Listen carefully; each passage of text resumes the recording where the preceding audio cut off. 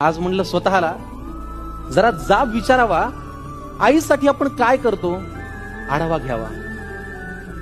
आपण पहाटे उठलोय, आई दुपारी, असं कधी घडलंय? आपण जेवायच्या आधी आईचं ताट आपण कधी वाढलंय? बरं, तुम्ही घरी येताना विनाकारण आईसाठी काय आणता?